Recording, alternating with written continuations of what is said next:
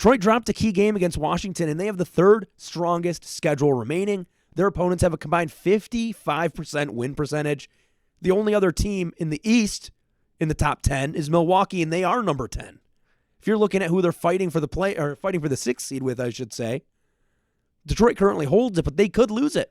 Atlanta, the 27th strongest schedule. Miami, 24. Orlando, 15. And I'm not trying to sound all doomsday. That was a single game. There's a lot of season left, and they have a firm control of the sixth seed right now. But, I mean, they have to turn it around. And the good thing is they've shown throughout the season they can bounce back. They went off from losing from Cleveland big to having that 8-game win streak. So you're talking about a Detroit team that has some resilience. But this Washington team, man, they looked good. Chris Middleton, Marcus Smart, Rashad Holmes, their key trade deadline acquisitions looked great. Controlling the game on the offensive end. Chris Middleton, 16, 8, and 7? Yeah, 16, 8, and 7. But you're talking about a good three-point shooting team in this game. 20 of 45, 45%. Detroit only shot 10 of 30. So that was the big difference in this game is three-point shooting. And it felt like Detroit was shying away from what they're really good at all the time. Defense, Isaiah Stewart, Asar Thompson only played 18 minutes.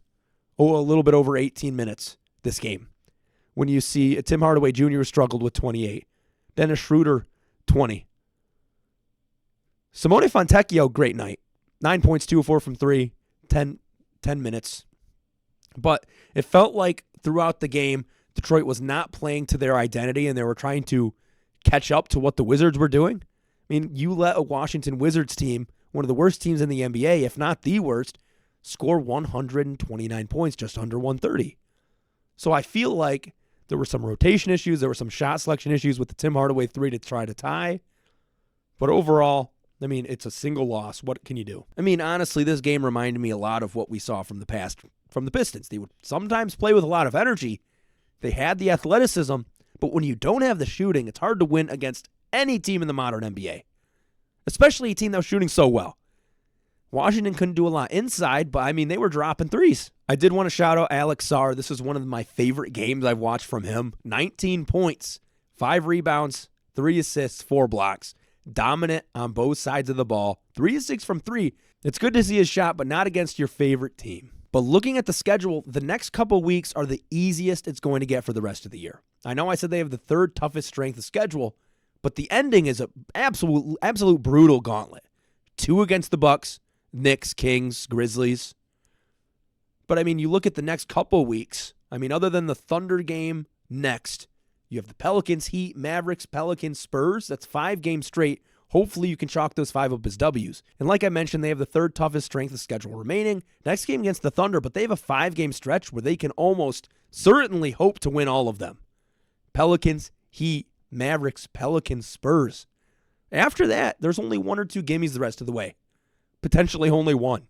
You have the Cavs, Timberwolves, Thunder again, Raptors, which is the gimme, Grizzlies, Kings, Knicks, Bucks, and Bucks.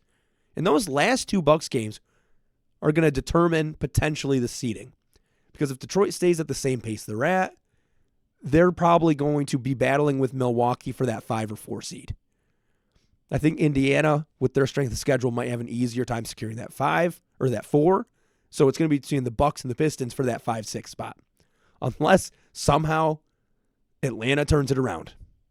But I mean, I think everyone in that division's under 500 at this point. So overall, this Detroit team had a game not to remember, but there's things you can take away from it. So we'll be back talking about more Pistons content soon. See ya.